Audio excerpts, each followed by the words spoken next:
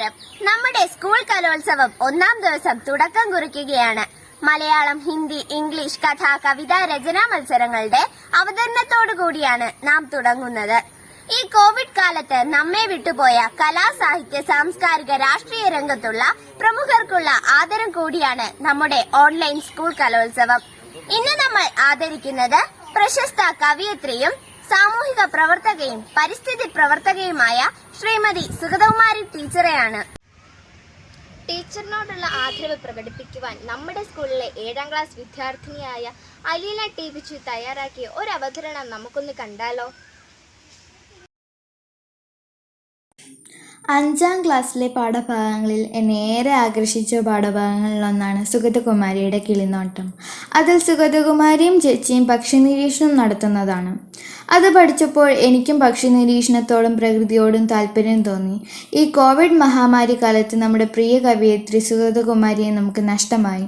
പ്രിയ കവയിത്രിയുടെ മുൻപിൽ ഞാൻ പ്രണാമം അർപ്പിക്കുന്നു.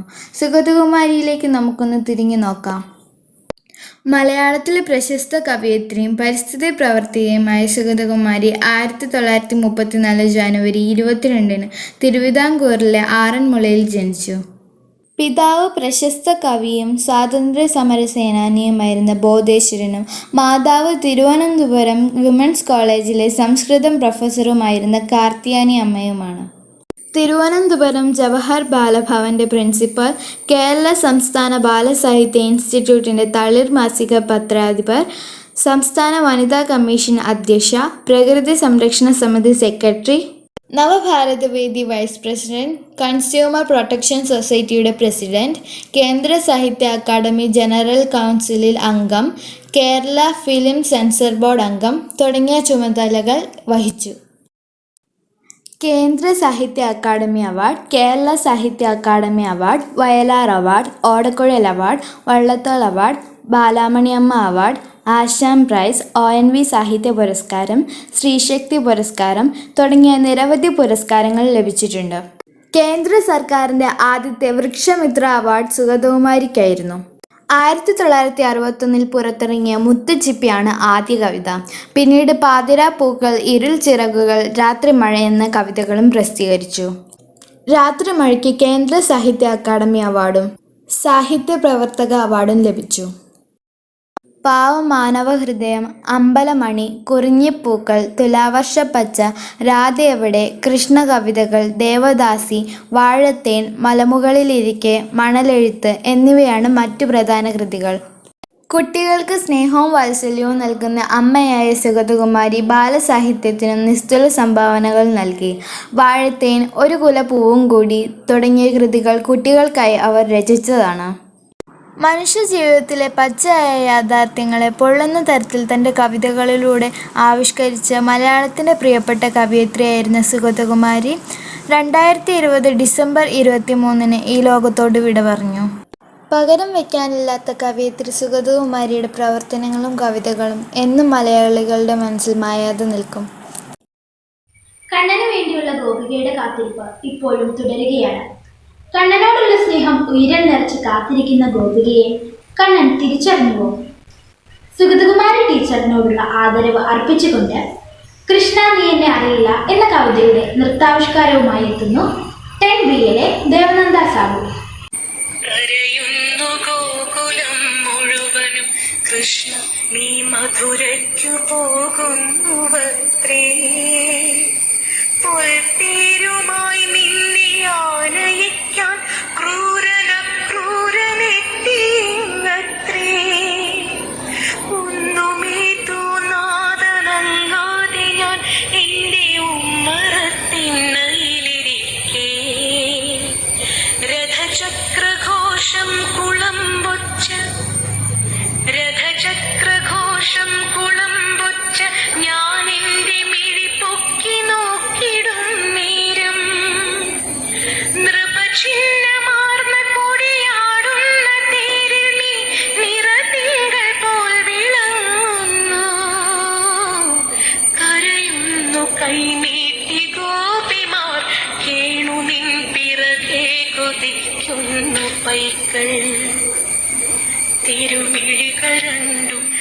കലങ്ങിച്ചു വന്നു അവരെ തിരിഞ്ഞു നോക്കുന്നു. ഒരു ശിലാബിംബമായി മാറി ഞാൻ മിണ്ടാതെ കരയാതനങ്ങാതിരിക്കേ. അറിയില്ല എന്നെ നീയെങ്കിലും കൃഷ്ണ, നിൻ രഥമെന്റെ കുടിലിനു മുന്നിൽ ഒരു മാത്ര നിൽക്കുന്നു. കണ്ണീർ നിറഞ്ഞൊരാ മിഴികൾ എന്നേർക്കു ചായുന്നു.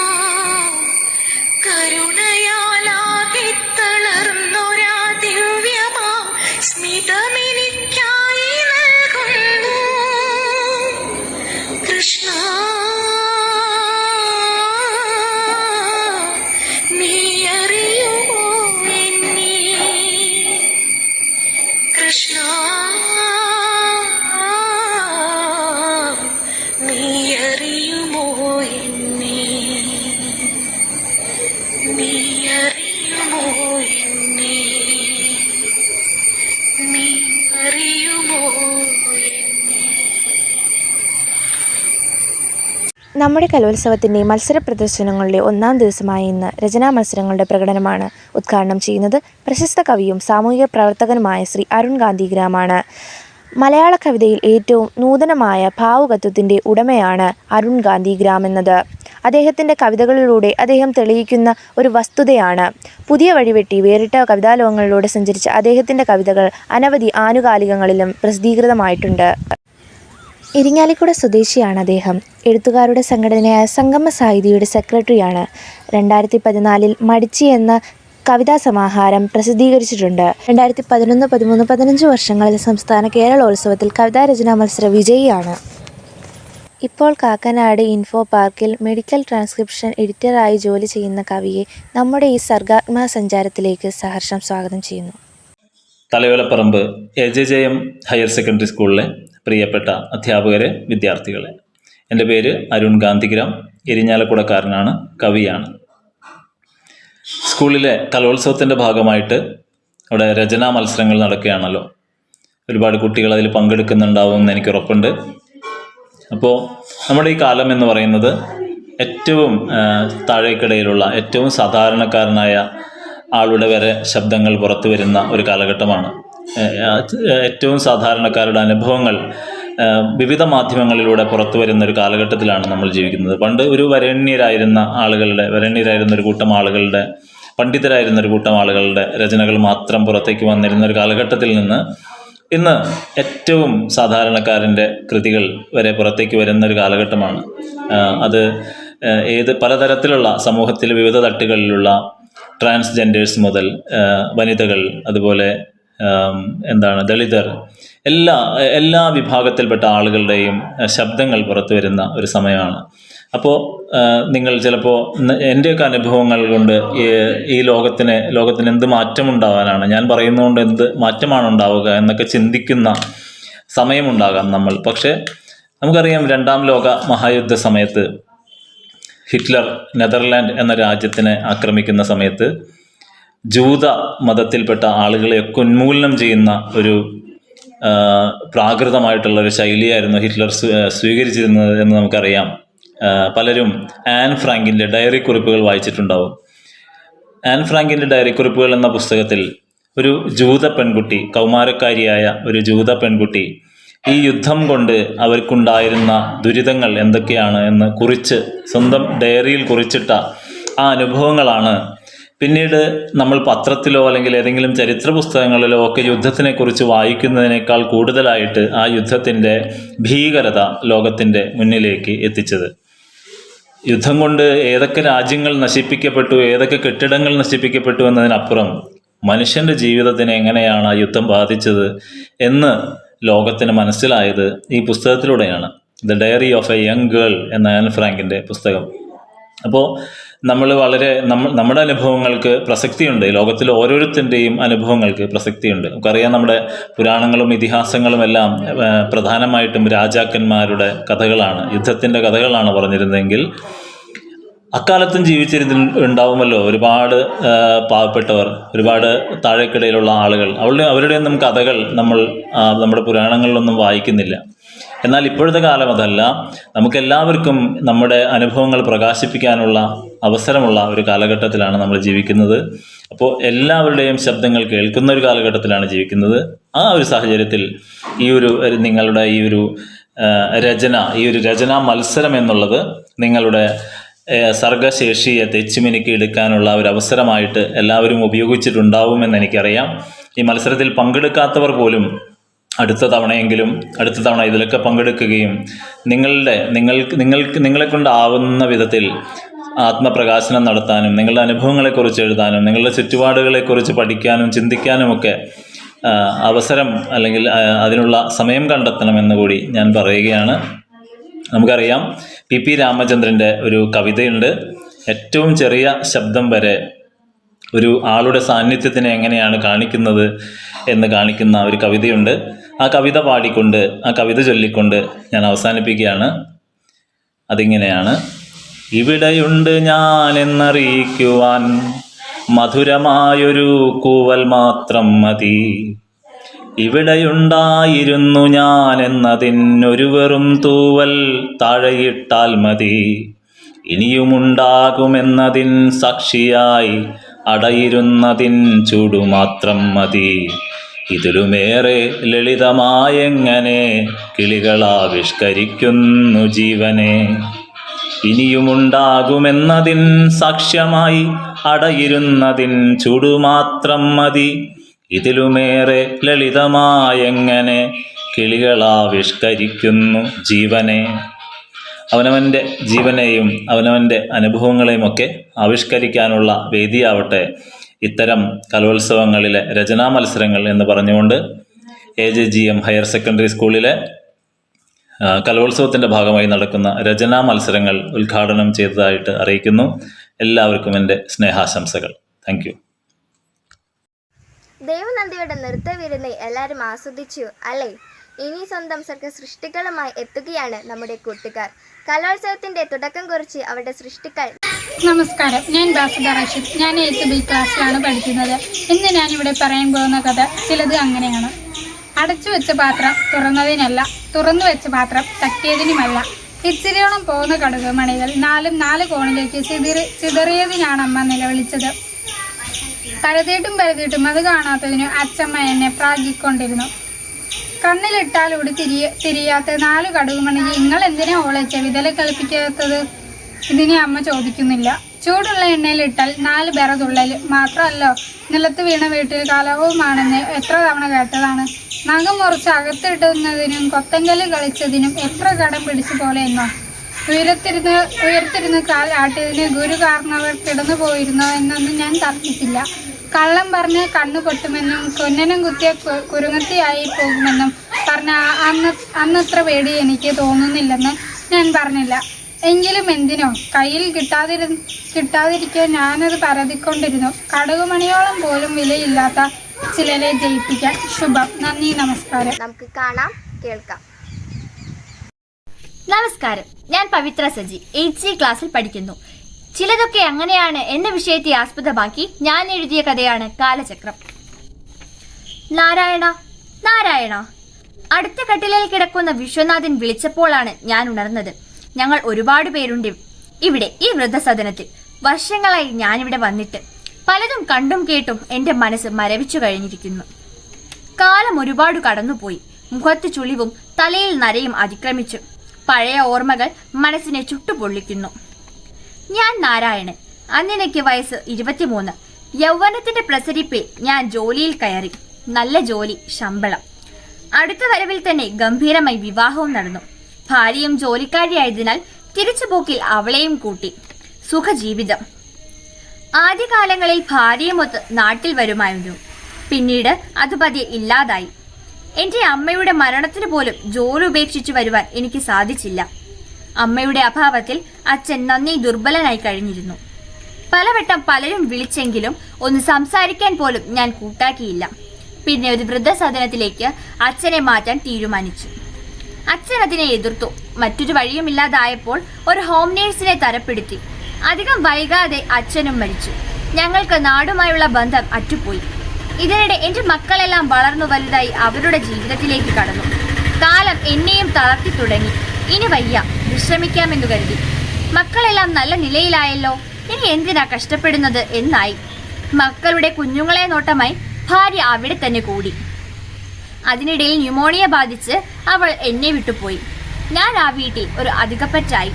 കാലചക്രം തിരിഞ്ഞു വന്ന് എന്നെയും വൃദ്ധസദനത്തിന്റെ മുന്നിലെത്തിച്ചു. എൻ്റെ മക്കൾ എന്നെ ഒരു ദയയുമില്ലാതെ ഉപേക്ഷിച്ചു. അല്ല, അങ്ങനെ പറയാൻ എനിക്ക് അർഹതയില്ല. ഞാൻ ചെയ്ത തെറ്റ് എന്നെ ഇപ്പോൾ വേട്ടയാടുന്നു. ഞാനിത് അർഹിക്കുന്നു.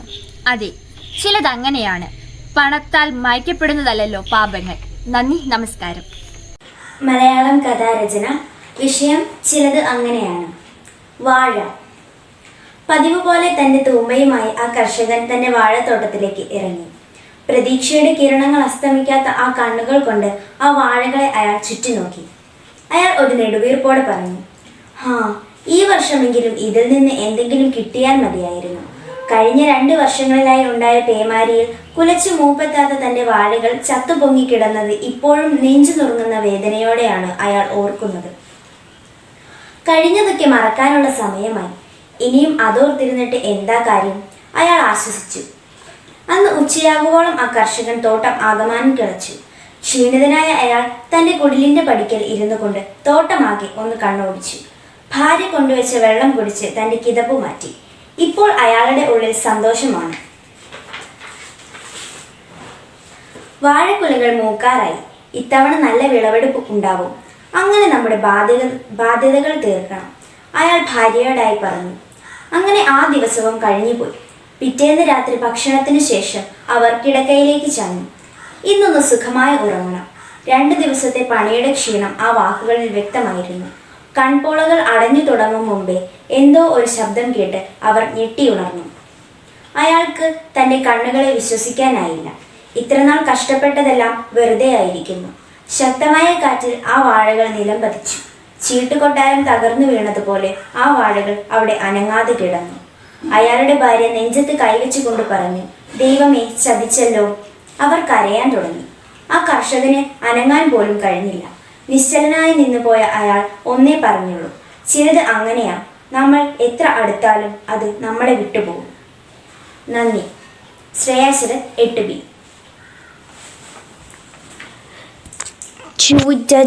നമസ്കാരം. ഞാൻ ഇന്ന് പറയാൻ പോകുന്നത് കാട് എപ്പോഴും ശാന്തം എന്ന കഥയാണ്. കാട് നിശ്ചലമായ കാറ്റോട് കൂടിയുള്ളതാണ്. പക്ഷികൾ ചിലയ്ക്കുന്ന ചെറിയ ശബ്ദം ഉണ്ടെങ്കിലും കാട് ശാന്തമാണ്. സമീപത്തായി ഒച്ചയില്ലാതെ ഒഴുകുന്ന അരുവികളും പുഴകളും ഉണ്ട്.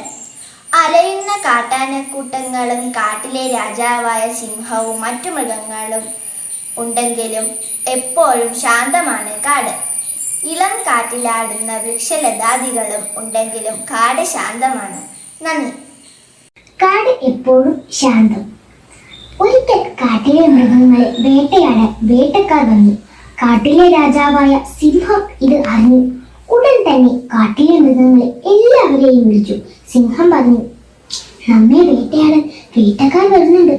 അതിനാൽ നാം സൂക്ഷിച്ചും കണ്ടും നിന്നില്ലെങ്കിൽ നമ്മുടെ കഥ കഴിയും എന്ന് സിംഹരാജൻ പറഞ്ഞു. അത് കേട്ടപ്പോൾ കൗശലക്കാരനായ കുറുക്കന് ഒരു കുറുക്കുവിദ്യ തോന്നി. കുറുക്കൻ പറഞ്ഞു, അവർ വരുമ്പോൾ നമുക്ക് എല്ലാവർക്കും മരണപ്പെട്ടതുപോലെ കിടക്കാം. അത് കേട്ട് എല്ലാ മൃഗങ്ങളും നിശബ്ദരായി കിടന്നു. കാട്ടിനുള്ളിലേക്ക് കാലെടുത്തു വെച്ച വേട്ടക്കാർ ഒന്ന് അന്താളിച്ചു. കാട് ചലനമറ്റ പോലെ എങ്ങും ശാന്തത. ഒരു ഇല പോലും അനങ്ങുന്നില്ല. ഒരു പക്ഷികൾ പോലും ചിലയ്ക്കുന്നില്ല. കാട് അങ്ങനെയാണ്. പരസ്പരമുള്ള സഹകരണത്താലും സ്നേഹത്താലും ഒരു ഒത്തൊരുമയാലും ശാന്തത കൈവരിക്കാൻ കാടിന് സാധിക്കും. നമസ്കാരം, എൻ്റെ പേര് അനുഗ്രഹവിനു. ഞാൻ ഇന്ന് ഇവിടെ പറയാൻ പോകുന്നത് ഒരു കഥയാണ്. കഥയുടെ പേര് കാട് എപ്പോഴും ശാന്തമാണ്. പണ്ട് ഒരു കാടുണ്ടായിരുന്നു. ആ കാട്ടിൽ ന്റെ പേര് ശാന്തവനം എന്നായിരുന്നു. അവിടെ എപ്പോഴും ശാന്തമായിരുന്നു.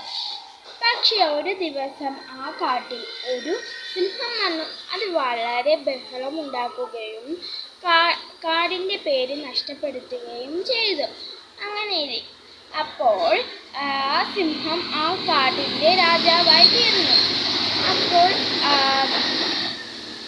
രാജാവ് ഒരു ഉടമ്പടി വെച്ചു.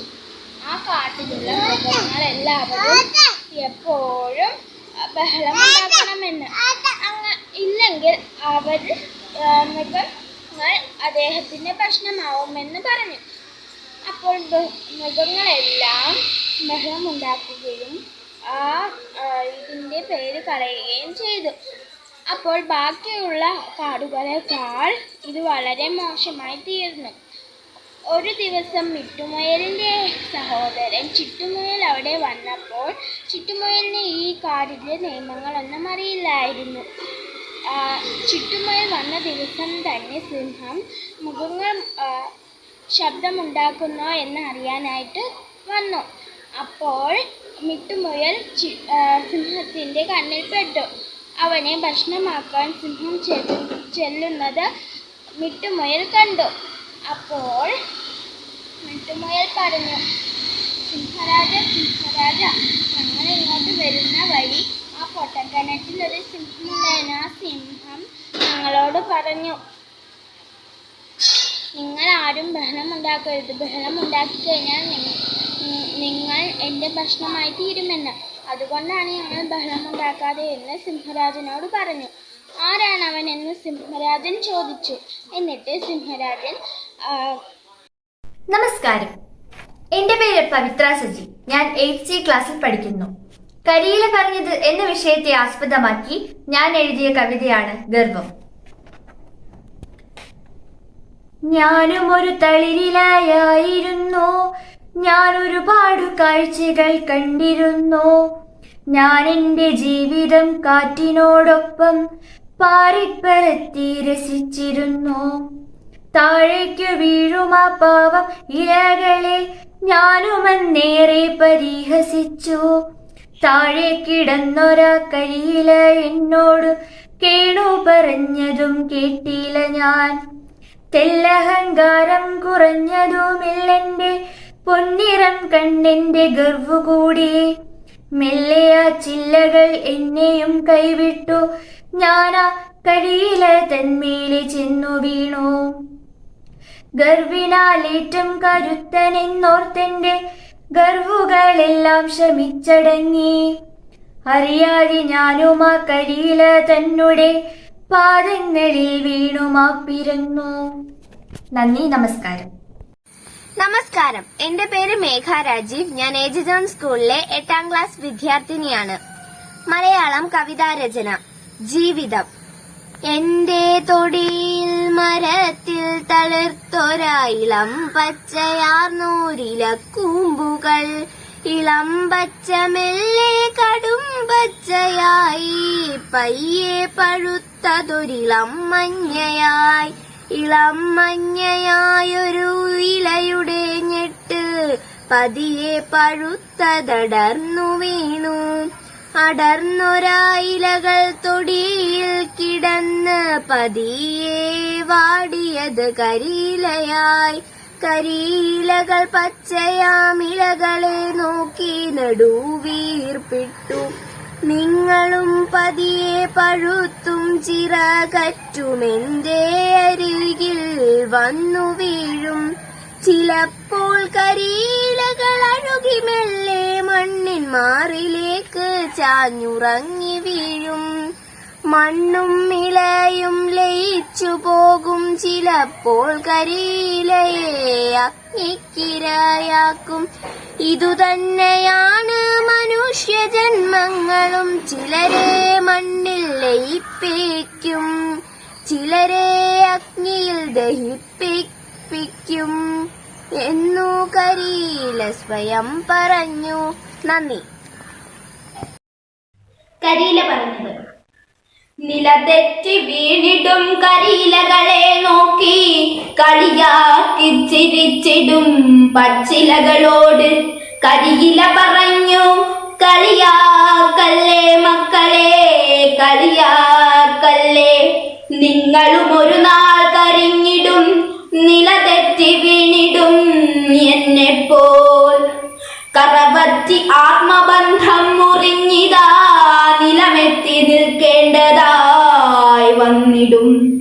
അമ്മ മരത്തിൻ ചുവട്ടിൽ നിലതെറ്റി വീണൊരീ കരിയിലകളെ നോക്കി കളിയാക്കി ചിരിച്ചിടും പച്ചിലകളോട് കരിയില കരളുരുകി കരഞ്ഞു പറഞ്ഞു, കളിയാക്കല്ലേ മക്കളെ, കളിയാക്കല്ലേ, നിങ്ങളും ഒരു നാൾ കരിഞ്ഞിടും, നിലതെറ്റി വീണിടും എന്നെപ്പോൾ. നന്ദി. നമസ്കാരം, എൻ്റെ പേര് ജോഷ്ലിയ ജോസ്. ഞാൻ 6th grade പഠിക്കുന്നു. ഇന്ന് ഞാൻ ഇവിടെ ഒരു കവിതയാണ് ചൊല്ലാൻ പോകുന്നത്. മേഘങ്ങളിൽ നടന്നപ്പോൾ. നീലാകാശവിധാനത്തിൽ വെള്ളപ്പണ്ണി വിരിച്ചതുപോലൊരു മേഘം ഒളികണ്ണെറിഞ്ഞെന്നെ മാടി വിളിച്ചിടി. അതിലേക്കൊന്നു നടന്നു ചെല്ലാൻ, അതിൻ ചില്ലകളിൽ ഒന്ന് ചാടിക്കളിക്കാൻ എൻ്റെ കുഞ്ഞു മനസ്സ് കൊതിച്ചിടുന്നു. എൻ്റെ ആഗ്രഹം ഗ്രഹിച്ചപ്പോൾ മേഘമതിൻ കൈകൾ എന്നേർത്ത് നീട്ടി. എൻ്റെ കരം പിടിച്ചപ്പൂപ്പൻ താടിപോൽ ഞങ്ങൾ പറന്നുയർന്നു. എന്തു രസമാണ് ഈ മേഘങ്ങളിലൂടെ അങ്ങനെ നടക്കാൻ, കുഞ്ഞു മേഘങ്ങൾക്കിടയിൽ ഒളിച്ചു കളിക്കാൻ. ആനന്ദത്തിൽ ആറാടി ഞാൻ രസിച്ചിടവേ അമ്മ തൻ വിളി വന്നു. നേരം പുലർന്നു എന്നമ്മ ചൊന്നു. ചിമ്മി തുറന്നു ഞാൻ നോക്കിയിടവേ മേഘമില്ലൻ കൂടെ ഞാൻ തനിച്ചായിരുന്നു. കണ്ടതൊക്കെയും എൻ്റെ സ്വപ്നത്തിലായിരുന്നു. അപ്പോഴും ഒരു കുഞ്ഞി മേഘം മാനത്ത് നിന്നെ നോക്കി ഒളികണ്ണെറിയുന്നു. അപ്പോഴും ഒരു കുഞ്ഞി മേഘം മാനത്ത് നിന്നെ നോക്കി ഒളികണ്ണെറിയുന്നു. Thank you. Hello everyone, today I will be reading the story that I wrote. The name of the story is Lumiere. The story goes like this. Enough of this shit, the elf was shouting. Shut it, dumbhead, let me do what I have to do. He fell silent. None can talk back against her. Nefara, she slowly adjusted her hair, gliding her thin, soft fingers along her straight blue hair. Those hands had 7 rings, the mighty rings holding the universal power. There was nothing in her that did not demand respect. Slowly taking the sword in her hands, she took a deep breath and thrusted it inside Manjo. I was shocked. Nefara, I shouted. Hey, listen, this dipshit killed an entire kingdom, okay? So I can kill him. I knew she would say so. It was all because we lost those happy balls. Soaking her dress in the blood of that man, she walked towards our bedroom. I followed her. I loved following her. I could see her tail in that way. Golden, furry, and gently moving tail. Sometimes I wish my tail was as beautiful as hers. You shouldn't really be looking for Lumières, she turned back. Lumières? Yeah, that's what we call those happy balls. I know. The thing is that I want to look for it with you. Okay, whatever suits your taste, she muttered back. We lost Lumières. Now everyone is scared. Fairy Damarita will kill us. She would kill me. I was the reason why Nefera was distracted. I told her to come to the park with me and have fun. Just as Nefera was not in the palace, Saranir took it. That greedy devil. Helen, Nefera turned around again. Yes? You do know that I will not let that fairy hag kill you, right? No matter what? Nefera read my mind. I know, I said, blushing. I love you, she murmured back. I took a deep breath. Every time she says that she loves me, she had her voice softening. I loved it a lot. Nefera, someone shouted at us. I didn't know who that was, but Nefera knew him. They ran towards the capital court. I could barely catch up with the speed they ran. I was breathing heavily, but when I saw who was there at the court, I couldn't breathe at all. It was Saranir, that thief. Seeing him, Nefera was raged. She cursed at him, hit him, chopped. Here is a story I wrote based on the theme Lost and Found. The name of my story is The Lost Joy Was Regained. There will always be something inside of us that makes them happy, and it will always be something we have lost. It is the story of a busy man, his name is Victor, who finds his own happiness. His life has been going on the same way for a long time. Victor had forgotten his own joys in the middle of his busy schedule. As every day Victor was getting ready to go to the office, then his wife came quickly and said, "A terrible disease named Corona is spreading everywhere, so lockdown has been declared throughout the nation." Victor quickly called the office, but no response. Then he called his officer, and the officer said him that the office will no longer available for a while. Work should done from home. For the first few days, Victor was busy with his works. Days and months passed. Victor found his current job very enjoyable with his family. One day, Victor's son asked him to draw a picture, and he agreed to do it. Victor was happy when the picture was completed. Then Victor's mother said he would draw a lot of pictures. Victor was too happy to hear that. Now, Victor wanted to paint again. He brought some paint, papers, and brushes when he left. So he painted a lot of pictures. It made his mind cool and happy. He enjoyed his joys with his family on that day. And so on, Victor found his lost happiness. Thank you. Lost and found. The atmosphere was filled with an adventurous vibe. The birds chirping a beautiful melody while the family was busy in their game treasure hunt. They were in the middle of a forest nearby. No one knows why they chose this place, maybe to make this game a little more thrilling. The family consists of a mother, father, 2 children and their grandparents. April and Ryan, come over here. The woman shouted over to her children who were busy bickering about who is the most fastest. Coming, Mom. April, the 12-year-old, yelled back and ran towards their parents with her younger brother, Ryan, by her side. The clue said, "You have lost something you treasure the most." George read the paper slip, alerting both the kids and their mother, Jade. They rummaged through their bag to see if they had their phone, wallet, and other accessories. They looked towards each other with pure confusion written all over their face. "I didn't lose anything," Ryan said, causing all of them to say, "Me too," in unison. "Mom, Dad, did you guys lose?" She didn't complete her sentence and looked around with a frightened face and asked, "Where are they?" The 2 old folks were missing. They searched anywhere and everywhere, but they were nowhere in sight. "Maybe they are the thing that we lost," April suggested. "That does make sense. Otherwise, where would both of them go?" Ryan agreed. "What should we do?" asked Jade, getting an almost immediate answer from Ryan. "We should continue if we want to win and see them." It was nearly evening when they reached the finishing point. Namaste, my name is Alia. I'm studying in 7th B. My school's name ended on HSS. Special nest. Winter is approaching a bird to build a nest. She gathers little twigs and builds her nest carefully. After a lot of care and hard work, the nest is ready. It is warm and cozy. The bird is happy. She lies down and begins day, dreaming of a comfortable winter. As she is about to fall asleep, she feels something shaking.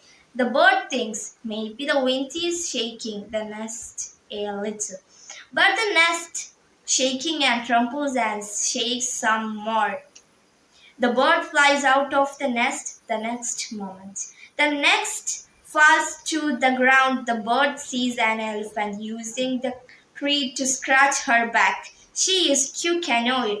"This is rude of you, elephant," she says to her angrily and flies away. She begins to search for a new place, a place where elephants cannot reach her. She starts building a new nest with the care and hard work. She builds a home. Tired, she falls asleep just as she is about to close her eyes. She sees 2 big round eyes.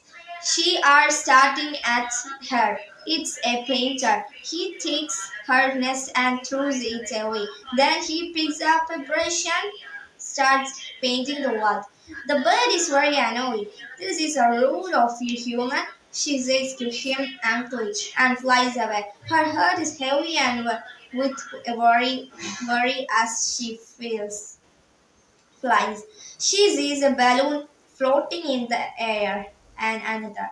She looks below and sees lots and lots of balloons. The bird looks at the balloons and has an idea. With care and hard work, she builds a new nest. This time, nobody. The thought of the nest. Once upon a time, there was a girl whose name was Hazel. She lived with her mom. When she was young, she lost her father in an accident.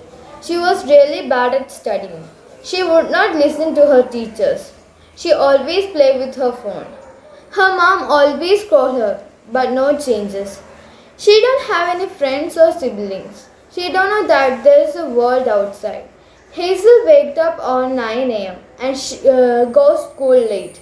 After she reaches her house, she starts using mobile without even changing her dress. She slept at 1 a.m. Her mother contacted a doctor and still she always play with her phone.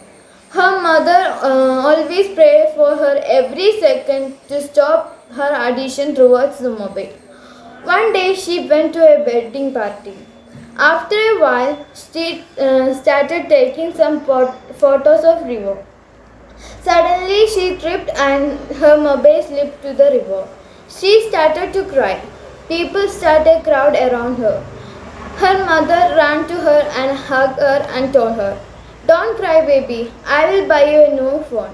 After that incident, they went home. She changed her dress and went to the kitchen to help her mom. She was getting bored, so she went to sleep. Next morning, she woke up in the morning. She rubbed her eyes and looked out of the window. She heard some bird song. She had never seen a bird before. "How beautiful they are," she said. She started observing the birds. She saw birds collecting coconut fibers and sticks and making something in the tree. She wondered why they were making it there. She asked her mom why birds are picking coconut fibers. She described about birds and their nests. After a few days, she The thought of a nest. It's a morning. The male bird and the female bird is in a hurry because they want a place to build a nest. They came to my house and fly around the hanging pot. Then the next day the birds came to my house again and started to build a nest in the hanging pot. They came to my house every day with coconut fibers and trees' small branches. After some time, the male and female bird built a beautiful nest. I am very surprised to see the nest. I came every day to near the nest to see birds and the beautiful nest. They lay eggs on it. After some time, the baby bird came out from the egg and it tried to study to fly and flew away. I always think about the beautiful nest. Hello, my name is Roshni Rajiv. I am studying 8th B class.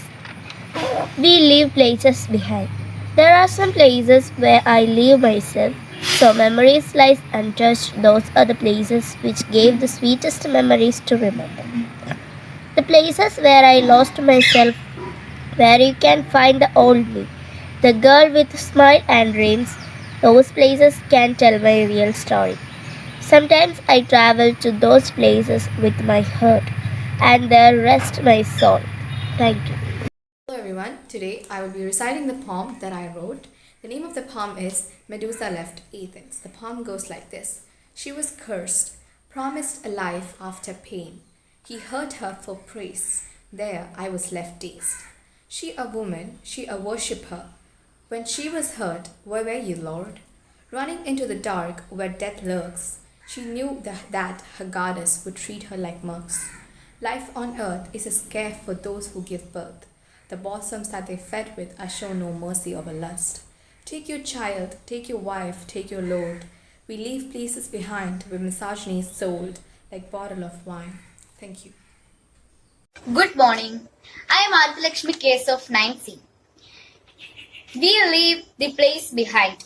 We are in a world fantasy. We are in a world of desires. We are in a world of dreams, but we have to go ahead before we leave the place behind. We could give a little effort here. We could give a little love here. We could give a little passion here. We could give a little thoughts here before we leave to the place behind. We have a 2 miles before we have to the place behind. Hard work, love, passion, and a little pain should leave at the place. Thank you.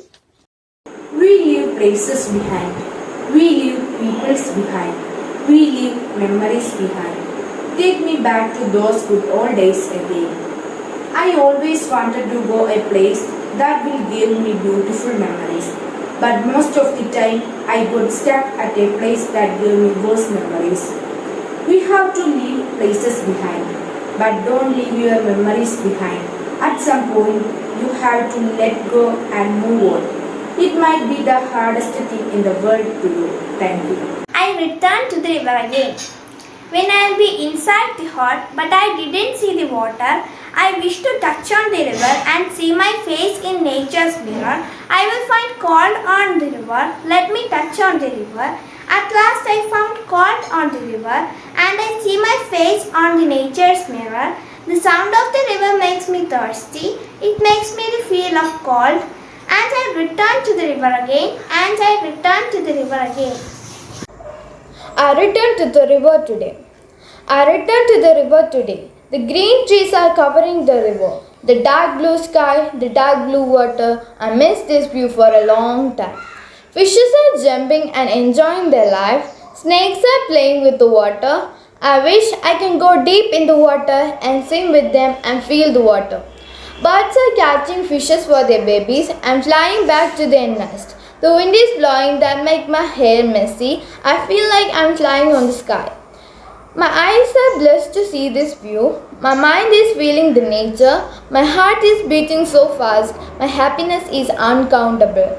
The clouds are hiding the sun. The frogs are crying for the rain. I'm standing here for feel the cold drop of the rainwater.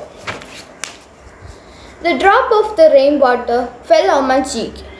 The cold touch gave me shiverings. Now the raindrops are all over my body. The sky is getting dark. Now the sky is blank. The stars and the moon smiling up in the sky. The frogs are gone. The fishes are gone. The snakes are gone. Now all are gone. How can I say bye to this river? How can I say bye to this river? My eyes are filling up with my tears to say bye to this river.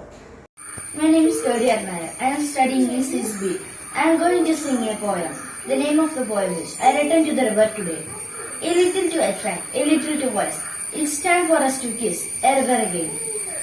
It's time to leave the rain from the skies. Let the rich slide to the river again. I will go to the lovely rivers and dip my hand in them, 2 shoulders. So I return to the river today. Thank you.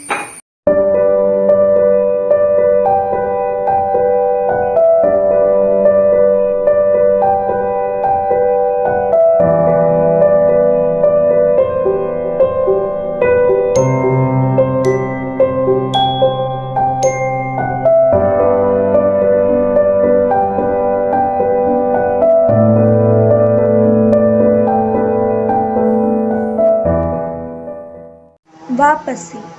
आज मैंने एक किताब पढ़ी। उस किताब में एक महान व्यक्ति कहा कि अगर हम किसी चीज़ के लिए वादा करते हैं और कड़ी मेहनत करते हैं तो वह जो जाएगा। तब मैंने कोविड महामारी के बारे में सोचा जिसे हम 2.5 साल से झेल रहे हैं। स्कूल बंद है और हर कोई इस महामारी से पीड़ित है। जब हम सब एक साथ खड़े होते हैं तो हम जो चाहे कर सकते हैं। जब हमें कुछ सर्दी या कोविड वायरस का कोई लक्षण महसूस होता है तो हम अस्पताल जाना चाहता है, अपने घर पर न रहे। और जब हम इसे रोकने के लिए सभी चीज़ें करते हैं तो हम उसे जीत सकते हैं। धन्यवाद। नमस्कार, मैं पवित्रा सजी 8वीं कक्षा में पढ़ती हूँ। एक सैनिक की वापसी एक कहानी है जिसे मैंने वापसी के विषय पर आधारित लिखा है। एक सैनिक की वापसी। रघुनाथ एक सैनिक था। उन्हें कश्मीर की ठंडी खाड़ी में कई दिनों तक बिना खाना पानी के रहना पड़ा। वह एक सैनिक के रूप में अपने गौरव में घर और परिवार को छोड़ने के दर्द को भूल गया था। वे अपने आप को हर एक भारतीयों का रक्षक मानता था। यदि उसके अच्छे गतिविधियों से उसे विभिन्न अंगीकारों मिली, इससे ईर्ष्या होकर उनके एक सहकर्मी ने उसको धोखा दिया। उन पर देशद्रोह का आरोप लगाया गया। उनके एक अधिकारी ने कहा कि कुछ दिन तुम काम से दूर रहो। वो उनका इस बात मानकर वापस घर आया, लेकिन बहुत दुखों ने उसका स्वागत कर लिया। लोगों उन पर पत्थर डाला। उसको साथ रहे गए लोग उन्हें छोड़ दिया। उसने सोचा कि मौत के सिवा इससे बचने का कोई रास्ता नहीं, लेकिन एक वीर सैनिक आत्महत्या के बारे में सोचना भी बहुत गलत बात है। वो ये अच्छी तरह जानता था। कोई उपाय नहीं होने पर उससे अपने परिवार के साथ गांव छोड़ गई। वहां भी उसको कोई खुशी न मिली। अंत में उसने अपने परिवार के साथ मरने का निश्चय किया। तब एक फोन आया।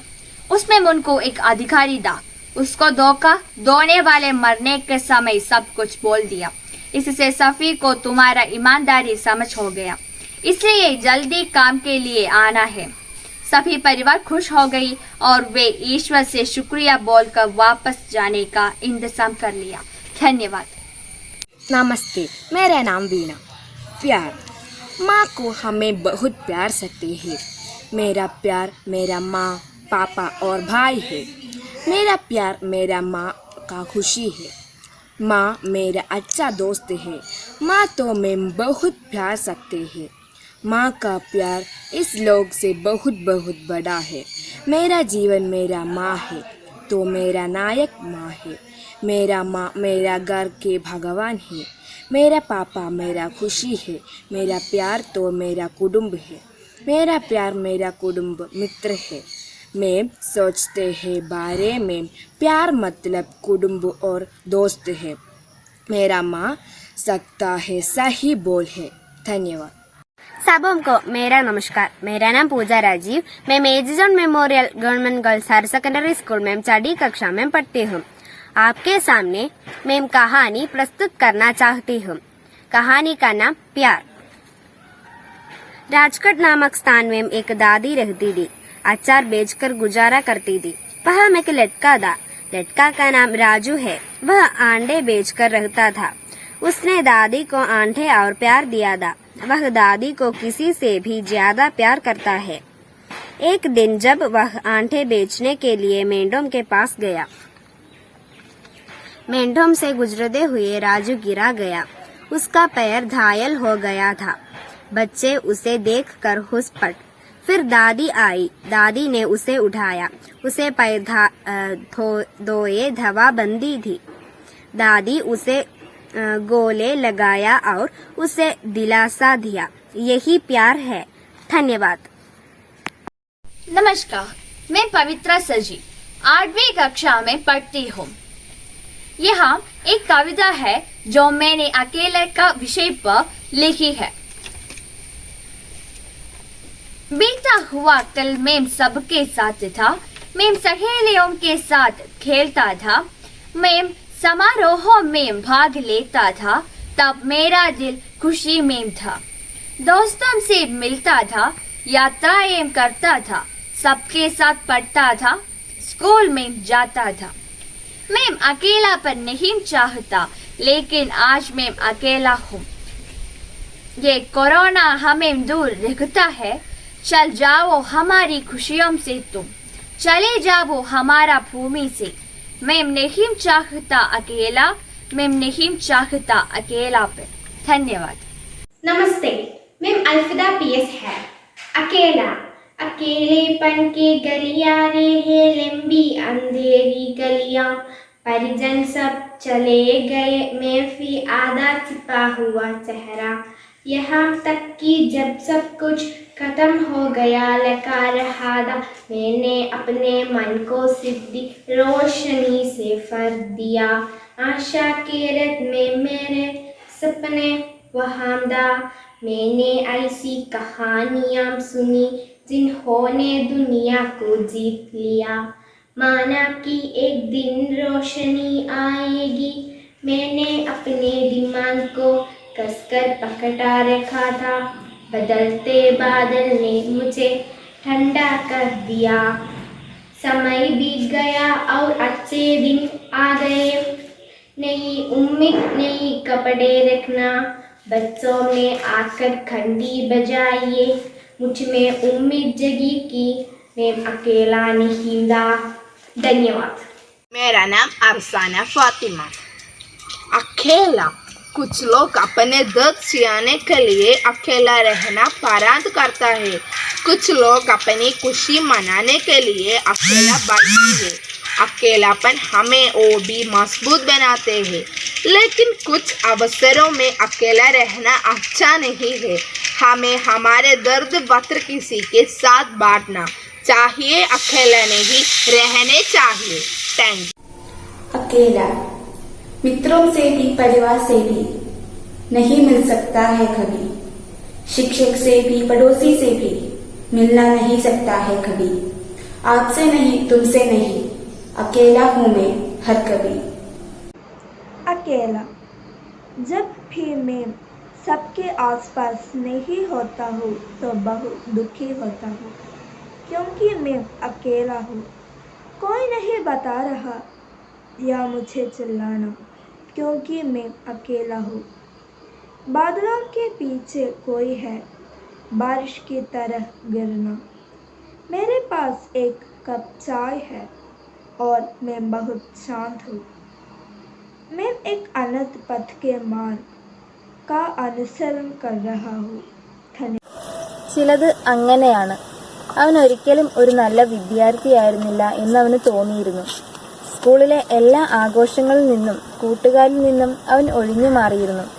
എന്നാലും സ്കൂളിനെയും ടീച്ചറിനെയും കൂട്ടുകാരെയും അവൻ ഒത്തിരി സ്നേഹിച്ചിരുന്നു.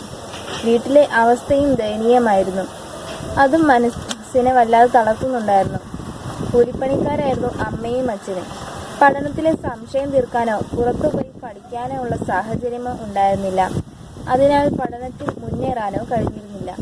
കൂട്ടുകാരോടൊത്ത് നിൽക്കാനുള്ള വസ്ത്രവും ഉണ്ടായിരുന്നില്ല. അതിലൊക്കെ കൂടുതൽ കൊറോണ എന്ന മഹാമാരിയുടെ കടന്നുകയറ്റം, അത് ഒട്ടാകെ മനുഷ്യരുടെ ഉറക്കവും സ്വസ്ഥതയും കെടുത്തി. തൊട്ടു പിന്നാലെ വന്ന അടച്ചുപൂട്ടൽ അന്നന്നത്തെ അന്നത്തിനായി ബുദ്ധിമുട്ടുന്ന ആ കുടുംബത്തെ വല്ലാതെ. ഞാൻ അഞ്ജലിയ, 10 ബിയിൽ പഠിക്കുന്നു. ഞാൻ ഇന്നിവിടെ പറയാൻ പോകുന്നത് ഒരു കഥയാണ്, സൗഹൃദത്തിൻ്റെ കഥ. സൗഹൃദങ്ങൾ എപ്പോഴും വിലപ്പെട്ട ഒന്നാണ്. 2 സുഹൃത്തുക്കളുടെ കഥയാണ് ഞാനിവിടെ പറയാൻ പോകുന്നത്.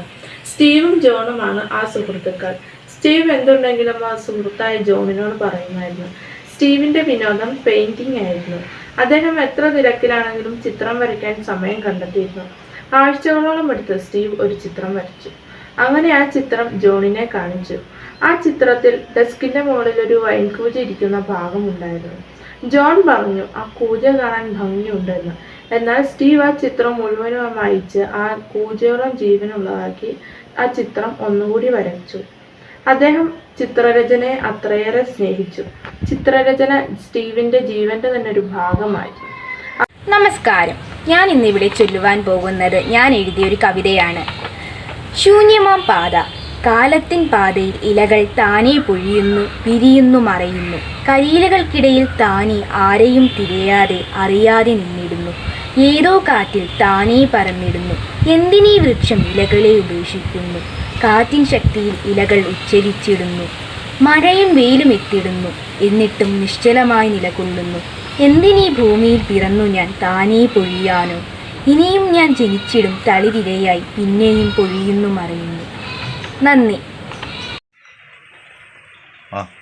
മാന്യസദസ്സിന് വന്ദനം. ഞാൻ ശ്രേയ, എജുജൻ memorial government girls higher secondary സ്കൂളിലെ 6ാം ക്ലാസ് വിദ്യാർത്ഥിനിയാണ്. ഞാൻ ഒരു പ്രസംഗവുമായിട്ടാണ് വന്നിരിക്കുന്നത്. പ്രസംഗ വിഷയം കോവിഡ് കാലത്തെ വിദ്യാഭ്യാസം. 2019 ഡിസംബറിൽ ചൈനയിലെ വുഹാൻ പ്രവിശ്യയിൽ നിന്നും പൊട്ടിപ്പുറപ്പെട്ട COVID-19 ഇന്ന് ലോകമെമ്പാടും കീഴ്പ്പെടുത്തി കഴിഞ്ഞു. അതിനാൽ സാമ്പത്തിക സുരക്ഷയും ആരോഗ്യ വിദ്യാഭ്യാസ സുരക്ഷയും നഷ്ടപ്പെട്ട ഒരു ലോകത്താണ് നാം ഇന്ന് ജീവിക്കുന്നത്. COVID-19 ഏറ്റവും കൂടുതൽ ബാധിച്ചിരിക്കുന്നത് നമ്മുടെ വിദ്യാഭ്യാസ മേഖലയെയാണ്. ഓൺലൈൻ ക്ലാസുകൾ തുടർന്നുകൊണ്ട് വിദ്യാഭ്യാസം തുടരുന്നതിന് ഗവൺമെന്റ് ശ്രമിച്ചുകൊണ്ടിരിക്കുന്നു. ഓൺലൈൻ ക്ലാസുകൾ തുടങ്ങി 1.5 വർഷം പിന്നിടുമ്പോഴും ഗവൺമെന്റും സാമ്പത്തികമായി പിന്നോക്കം നിൽക്കുന്ന കുട്ടികൾക്ക് ഗവൺമെന്റും സന്നദ്ധ സംഘടനകളും ഓൺലൈൻ സംവിധാനങ്ങൾ ഒരുക്കുന്നു. നമസ്കാരം, ഞാൻ ദേവിക കെ. 8th സിയിൽ പഠിക്കുന്നു. HS വിഭാഗത്തിലെ മലയാളം കഥാരചനയിൽ ഞാൻ പങ്കെടുത്തിരുന്നു. വിഷയം ചിലത് അങ്ങനെയാണ് എന്ന ഈ വരികൾ നാം കുറെ കേട്ടിട്ടുണ്ടാകാൻ ഇടയുണ്ട്. ഇതിനെ ആസ്പദമാക്കിയുള്ള ഒരു കഥയാണ് ഞാൻ പറയുന്നത്. ഒരിക്കൽ ഒരു കൊടുങ്കാട്ടിൽ പേടമാൻ കൂട്ടങ്ങൾ നദിയുടെ അടുത്തേക്ക് നടന്നു നീങ്ങുകയായിരുന്നു. അത് കണ്ടുകൊണ്ട് ഒരു പുലി പതുങ്ങി അവയിലൊന്നിനെ ലക്ഷ്യമാക്കി. Hello friends, I am Devananda Manoj. I am going to tell a story. Lost and Found. Once there was a girl named Sarah. She had a best friend named Katie. They were best friends since childhood. They laughed together, cried together and eat together. Sometimes Sarah even got bullied at school and Katie would always help her get rid of the bullies. Sarah's family wasn't financially doing fine, and for the sake of their financial status and for her parents' better job, Sarah had to move to another city along with her parents. Sarah was very sad, not just because she had to leave her hometown, but also to leave her one and only loving and caring best friend, Katie. Both were really upset about being apart. Sarah didn't want to be stubborn to her parents because she already knew their situation, the pain they were going through. Lost and Found. One day, Prithvi was sitting on his balcony. He saw a child playing with a small cute dog. At that time, he saw his father coming to his house. He go and said that I need a cute dog. Then father said that we can't buy a dog because we can't look after him. Then he go back to his balcony with a crying face. Father saw him with that crying face. Later, his father said to his mother, our son was really sad. Can we buy a dog for him? നമസ്കാരം, എൻ്റെ പേര് അനു ശിവദാസ്. ഞാൻ 9th class വിദ്യാർത്ഥിനി. Lost and Found. Last week was my last day in my school. I have a favorite teacher in my school who named Divya. She gave us beautiful hero paints with a feather. We got different colored paints and I got my favorite color blue. It was gorgeous. I really loved it. I took that carefully in my box and walked home. The path to the house were filled with small flowers and winged butterflies. നമസ്കാരം, എൻ്റെ പേര് അർസാന ഫാത്തിമ. ഞാൻ എജ്ജോൺ MGHSSലെ 9th class വിദ്യാർത്ഥിനിയാണ്. ഞാൻ ഇന്നിവിടെ വന്നിരിക്കുന്നത് ഞാൻ സ്വന്തമായി എഴുതിയ ഒരു കഥ നിങ്ങളെ പരിചയപ്പെടുത്താനാണ്. കഥയുടെ പേര് ചിലത് അങ്ങനെയാണ്. ശ്രേയ നഗരത്തിൽ ഒരു കോളേജിൽ പഠിച്ചു വരികയായിരുന്നു. അവളുടെ സ്വന്തം ഗ്രാമത്തിൽ നിന്ന് പഠിച്ചുകൊണ്ടിരിക്കുന്ന കോളേജിലേക്ക് വലിയ ദൂരമുണ്ട്. അതുകൊണ്ട് കോളേജിലെ ഹോസ്റ്റലിൽ നിന്നാണ് ശ്രേയ പഠിക്കുന്നത്. മാസത്തിൽ ഒരു തവണ മാത്രം ശനി ഞായർ ദിവസങ്ങളിലാണ് അവൾ അവളുടെ വീട്ടിലേക്ക് എത്തുന്നത്. നമസ്കാരം, എൻ്റെ പേര് നന്ദന കെ. ഞാൻ 5Bയിൽ പഠിക്കുന്നു. ഞാൻ നിങ്ങളോടൊപ്പം തന്നെ UP വിഭാഗം കഥാരചനയ്ക്കുണ്ടായിരുന്നു. അതിലെഴുതിയ ഒരു കൊച്ചു കഥയാണ് ഞാൻ ഇവിടെ പറയാൻ പോകുന്നത്. കാട് എപ്പോഴും ശാന്തം എന്നതാണ് ഇതിൻ്റെ വിഷയം. അപ്പോൾ നമുക്ക് കഥ കേൾക്കാം. ഏറ്റവും ശാന്തമായ കാട് എന്നറിയപ്പെടുന്നത് സൈലന്റ് വാലിയാണ്. അവിടെ ഒരു ചീവീടിൻ്റെ ശബ്ദം പോലും കേൾക്കാറില്ല.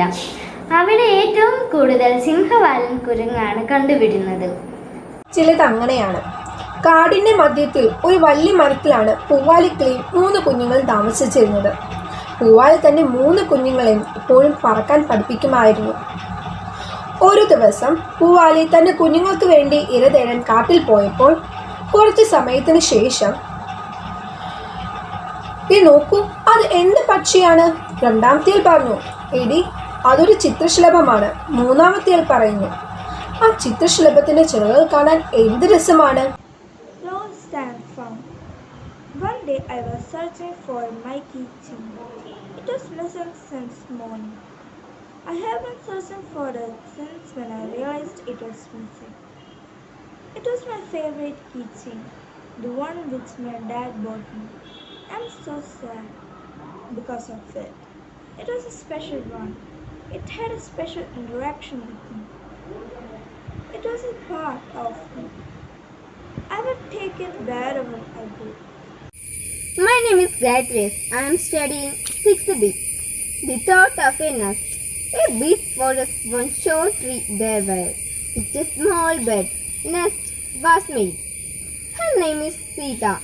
She think build a new nest. Where is the place? She think once upon. Her mind an idea felt. Her tree too near a tree there were. In that tree fair twigs, many fruits is here. But nothing more thinking. She started building nest. നമസ്തേ, ഞാൻ നൗറിൻ ഫാത്തിമ. മലയാളം കഥ. കാട് എപ്പോഴും ശാന്തം. ഒരിക്കൽ ഒരു ഗ്രാമത്തിൽ പപ്പു എന്നൊരു കുട്ടി ഉണ്ടായിരുന്നു. അവന് ആടുകളെ വളരെ ഇഷ്ടമാണ്. അങ്ങനെ പപ്പുവിൻ്റെ അച്ഛൻ അവന് ഒരു കുഞ്ഞാടിനെ വാങ്ങിക്കൊടുത്തു. അവൻ അതിനെ കിട്ടു എന്ന് പേരിട്ടു. അവനും ആടും വളരെ നല്ല കൂട്ടുകാരായി. ഒരിക്കൽ അവൻ ആടുമായി കാട്ടിൽ ആടിനെ തീറ്റാൻ പോയി. അപ്പോൾ പപ്പുവും കിട്ടുവും നിന്ന സ്ഥലത്ത് ഒരനക്കം. നമസ്കാരം, എൻ്റെ പേര് അർസാന ഫാത്തിമ. ഞാൻ എജ്ജോൺ MGHSSലെ 9ാം ക്ലാസ് വിദ്യാർത്ഥിനിയാണ്. ഞാൻ ഇന്നിവിടെ വന്നിരിക്കുന്നത് ഞാൻ സ്വന്തമായി എഴുതിയ ഒരു കഥ നിങ്ങളെ പരിചയപ്പെടുത്താനാണ്. കഥയുടെ പേര് ചിലത് അങ്ങനെയാണ്. ശ്രേയ നഗരത്തിൽ ഒരു കോളേജിൽ പഠിച്ചു വരികയായിരുന്നു. അവളുടെ സ്വന്തം ഗ്രാമത്തിൽ നിന്ന് പഠിച്ചുകൊണ്ടിരിക്കുന്ന കോളേജിലേക്ക് വലിയ ദൂരമുണ്ട്. അതുകൊണ്ട് കോളേജിലെ ഹോസ്റ്റലിൽ നിന്നാണ് ശ്രേയ പഠിക്കുന്നത്. മാസത്തിൽ ഒരു തവണ മാത്രം ശനി ഞായർ ദിവസങ്ങളിലാണ് അവൾ അവളുടെ വീട്ടിലേക്ക് എത്തുന്നത്. My name is Rafida M. I am studying 7th B. The thought of a nest. In my village there was a girl named Chino. One day she came out and sat on the veranda, and then she looked at the nest in the tree branch, and then she thought, deep inside her heart, I was feeling my home like a handmade nest, a bird in a nest in Chico bud. Lost and found. This is a story of a man who was very successful in his life. He owns a car, a big house, a company which all worth millions of dollars. He was one of the richest men in that country. But he had no patience. His temper was uncontrollable. Even if he owned a big company and everything, he didn't own kindness, happiness, and so on.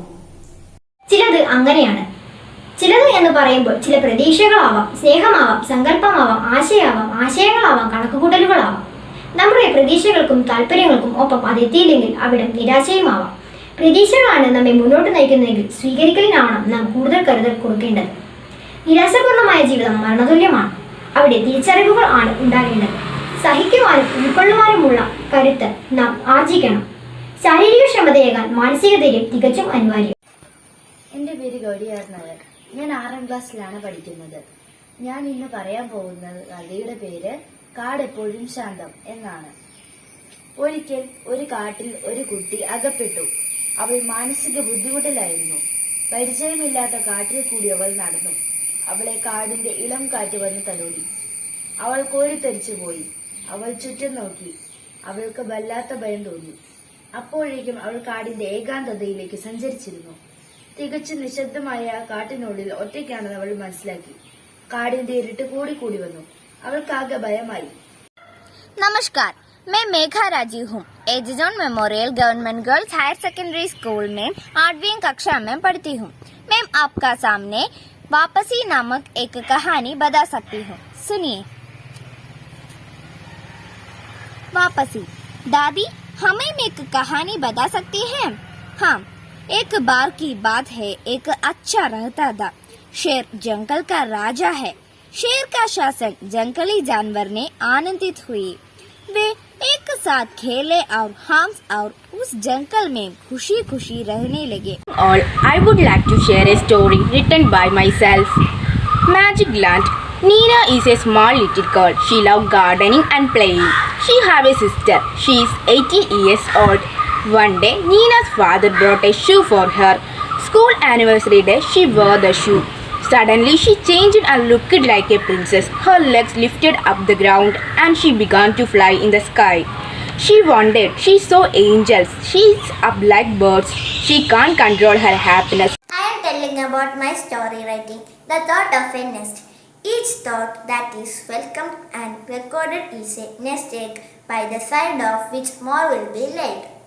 Thoughts accidentally thrown together became a frame in which more may be developed and exhibited. Having by chance recorded of a few disconnected thoughts and brought them into just a position, they suggested a new field in which it was possible to labor and to think. Thought began think today. When you say nest egg, many think of money saved and put away. But a literal nest egg is a real or fake egg that you put in a nest to encourage a bird or a hen to lay more eggs there. So, we writing down a thought, we encourage more thoughts to come. Thank you. नमस्कार, आज मैं एक कहानी सुनते रहा हूँ जो मैं लिखी थी। बकरी और बच्चों। मनु पंजाब में रहते थे। मनु के एक छोटा भाई है। मनु और मनु के छोटा भाई नहीं बढ़ता, वे हमेशा गिर रहे थे। उसके पास एक बकरी थी, उनके साथ बकरी खेलती थी। एक दिन बकरी लापता है। इस मनु के छोटा भाई बहुत दुखी था। कुछ दिनों बाद मनु के पिता वह बकरी उसके पास आ गई। मनु के पिता उसके पास आ गई और माफ़ बोला। मनु और मनु के छोटा भाई घेर कम करने के लिए बकरी चुप कर रहा है। उनके दुख असहन के लिए बकरी के वापस देती है। बकरी वापस आया। मनु और मनु के छोटा भाई बहुत खुशी थी। धन्यवाद। नमस्कार, मेरा नाम अर्चना आदित्य हूँ। 9वीं कक्षा में पढ़ता हूँ। लालचा का पतन और अच्छा का वापसी। एक गांव में एक अमीर आदमी रहता था और वह हर चीज का लालची था और सोचता कि सब कुछ उसका है। एक दिन उसके खेत में आम का पेड़ बड़े आम थे। बच्चे आम लेने आते हैं तो वह उन्हें भाग देते हैं। एक बार बच्चे आम लेने और अमीर आदमी गुस्सा आया। बच्चा से गुस्सा आया होकर उसने आम का पेड़ काटने का फैसला किया। फिर आम का पेड़ में बच्चे भी आम को इसका किया। इसलिए अमीर आदमी प्रसन्न हुआ क्योंकि बच्चे अब खेत। My name is Hridaya Nair. I am studying 7B. Thought of a nest. The nest always thinking, how can I live? If any thunderstorm or rain came, the nest will destroy it. So how can I live in a tree? The nest happy when any bird came to lay egg and gave small birds. So the nest happy very much. Thank you. Meanwhile, he took the baby gently and tried to protect from someone who doesn't know. Suddenly, Ramu grabbed her hand and said that, "Wait a minute, this is my younger brother." Yet the mother could not believe it. Then Ramu told everything that happened. Realizing the truth, she kept Ramu close to her. Then Ramu remembered his mother and realized that heat and warmth what a mother is worth. Realizing the truth, she asked, "Ramu, can you stay with me as my own child?" When Ramu heard those words, he was sad and happy because no one he knew had never asked. Thank you for your advice, Grandma. Use the mobile phone only in moderation. In the excessive use of mobile phone will lose your childhood. Thank you so much. നമസ്കാരം. 1ാം തരം. എല്ലാവരുടെയും മനസ്സിൽ മായാതെ നിൽക്കുന്ന ജീവിതാനുഭവങ്ങൾ പകർന്നു തരുന്ന കാലഘട്ടമാണ് ബാല്യകാലം. കൂട്ടുകാരോടൊപ്പം കളിച്ചും വഴക്കിട്ടും നടന്ന കാലം എല്ലാവർക്കുമുണ്ട്. അങ്ങനെ ഒരു കാലം ദേവുവിനും ഉണ്ടായിരുന്നു. അവൾ 1ാം തരം പഠിക്കാനായി പള്ളിക്കൂടത്തിൽ പോകാൻ ഒരുങ്ങുകയാണ്. അവളുടെ അമ്മ ടീച്ചറാണ്. 2ാം തരത്തിൽ പഠിപ്പിക്കുന്ന അധ്യാപിക.